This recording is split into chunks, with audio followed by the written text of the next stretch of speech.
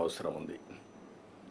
రెండోది, ఇక్కడ ఉండే సీనియర్ అడ్మినిస్ట్రేషన్ మంత్రులు కానీ, ప్రిన్సిపల్ సెక్రటరీస్ కానీ, సెక్రటరీస్ కానీ మీరు క్లియర్ కట్ డైరెక్షన్ ఇచ్చే పరిస్థితి ఉండాల్సిన అవసరం ఉంది.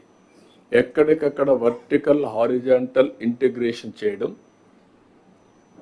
జవాబుదారితనంతో పనిచేయించడం, ఎవరైనా పని చేయకపోతే వాళ్ళను కూడా పికప్ చేయడం, ఒకవేళ స్టిల్ కానీ ముందుకేస్తే అవసరమైతే కొన్ని పనిష్మెంట్ కూడా ఇచ్చి మన సిస్టాన్ని సెట్ చేయాల్సిన అవసరం ఉంది. ఈ విషయం కూడా మీ అందరినీ కోరుతున్నా. దీనికి కొలమానాలు కూడా ఉన్నాయి, అవి కూడా మనం ఒకసారి ఏ విధంగా చేస్తాం మీకు ఒకసారి చెప్తాను నేను. అందుకే ఇప్పుడు మనం ఒక విజన్ డాక్యుమెంట్ కూడా తీసుకొచ్చాం, విజన్ 2047. నేను 2000లోనే విజన్ 2020 తయారు చేసి అప్పుడు ఎగతాళి చేశారు, ఇప్పుడు అందరూ కూడా కన్విన్స్ అయ్యారు. ఆ విజన్ డాక్యుమెంట్ని మనం అమలు చేయడానికి డే ఆఫ్ టుమారో ఇది చేస్తున్నాం. రేపటికి 6 months అవుతుంది. Day of tomorrow vision 2047 inaugurate చేసి అక్కడి నుంచి లాంచ్ చేసి ముందుకెళ్తున్నాం. నేను ఇక్కడ ఒకటే మిమ్మల్ని అందరినీ కోరుతున్నాను, ఈ విజన్ అనేది థియరీ కాదు. ఈ విజన్లో చాలా స్పష్టంగా రాష్ట్రంలో స్పష్టమైనటువంటి టార్గెట్స్ పెట్టుకున్నాం. అదే టార్గెట్స్ని నెక్స్ట్ లెవెల్ డిస్ట్రిక్ట్లో పెట్టాం. దానికి కలెక్టర్స్ రెస్పాన్సిబిలిటీ తీసుకోవాలి. ఆ తర్వాత మండల్, ఆ తర్వాత పంచాయత్, తర్వాత ఫ్యామిలీ, తర్వాత ఇండివిజువల్. ఈ విజన్ అనేది ప్రతి ఒక్క వ్యక్తి 2047లో నేను ఎక్కడుండాలి, ప్రతి ఒక్క ఫ్యామిలీ నా ఫ్యామిలీ ఎక్కడుండాలి, నా గ్రామం ఎక్కడుండాలి అని ఒక నిర్దిష్టమైనటువంటి ఆలోచనతో ముందుకు పోయే పరిస్థితి రావాల్సిన అవసరం ఉంది. ఇప్పటికే మీరు చూస్తే ఇప్పుడిప్పుడే కొంచెం సెట్ చేస్తున్నాం. GSTP first quarter last time అయితే మీరు చూస్తే 13.5% మనం 14-19 జిఎస్టిపి గ్రోత్ ఉంది. 1% గ్రోత్ రేటు పెంచితే దానివల్ల దగ్గర 15,000 నుంచి 16,000 కోట్ల రూపాయలు రాష్ట్రానికి అదనంగా ఆదాయం వస్తుంది. 3% అంటే దగ్గర 45,000 to 50,000 crores అడిషనల్గా ఇన్కమ్ వచ్చే పరిస్థితి వస్తుంది. అలాంటిది గడిచిన 5 ఏళ్లలో 10.5 తగ్గిపోయింది, అంటే 3% తగ్గింది. 3% అంటే దగ్గర మనకు వచ్చే అవకాశాలు 45 నుంచి 50,000 కోట్ల రూపాయల ఆదాయం తగ్గే పరిస్థితి వచ్చింది. ఇప్పుడు కూడా ఫస్ట్ క్వార్టర్లో మళ్ళా స్టార్ట్ చేశాం. ఫస్ట్ క్వార్టర్లో ఆల్ ఇండియా 9.7 అయితే మంది 9.55 వచ్చింది. సెకండ్ క్వార్టర్కి పికప్ చేశాం. ఆల్ ఇండియా 8 అయితే మంది 8.75 వచ్చింది.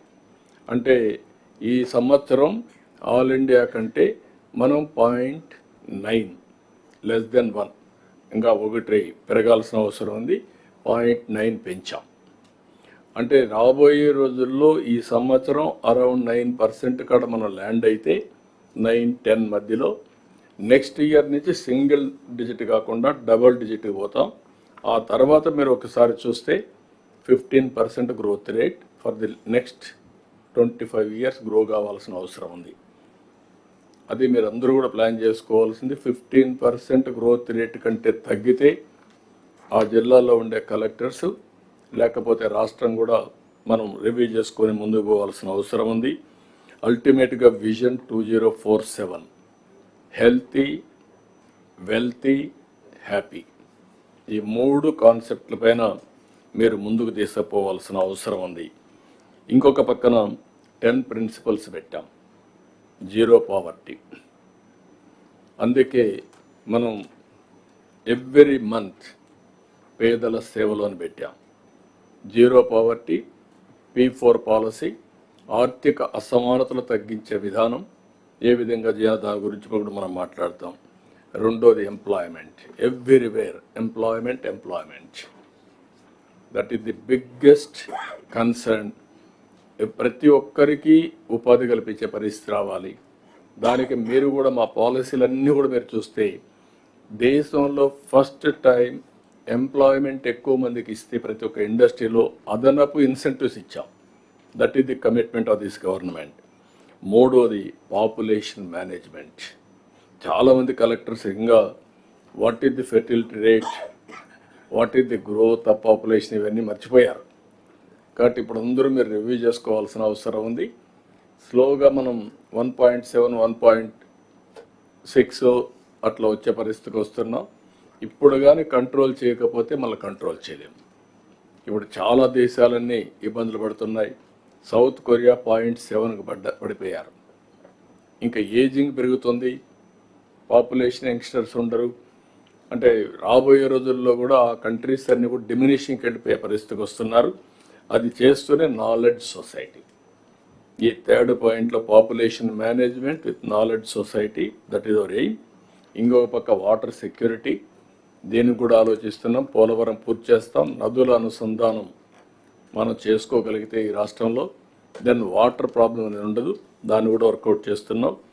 ఎక్కడ చూసినా వ్యవసాయం, దీని మీద మీరు అగ్రిటెక్ వెళ్దాం, కాస్ట్ ఆఫ్ అగ్రికల్చర్ తగ్గించండి, ప్రొడక్షన్ పెంచడం, ప్రొడక్టివిటీ పెంచడం, ఏం చేయగలుగుతారో అన్నీ చేసి అగ్రికల్చర్ని రివైవ్ చేసే బాధ్యత మనందరిపైన ఉంది. దీనిపైన ప్రత్యేకమైన శ్రద్ధ పెట్టాలి. అల్టిమేట్గా logistics cost 14% India logistics cost, international standards 8%. మనం ఆ లెవెల్లోకి ఎందుకు పోలేమని అడుగుతున్నాం. ఫోకస్ చేయాల్సిన అవసరం ఉంది. ఈ లాజిస్టిక్స్ కాస్ట్ని మనం ఎక్కడిక్కడ వర్కౌట్ చేయాలి. అదే సమయంలో ఎనర్జీ ఫ్యూయల్ ఆప్టిమైజేషన్, అందుకనే ప్రతి ఒక్క వెహికల్స్ అన్నీ కూడా ఎలక్ట్రికల్ వెహికల్స్కి వెళ్ళిపోవడం, solar, wind, pumped energy, battery, ఇవన్నీ కాంబినేషన్ తీసుకెళ్ళడం, రెండు విధాల వాతావరణాన్ని బ్యాలెన్స్ చేయడం.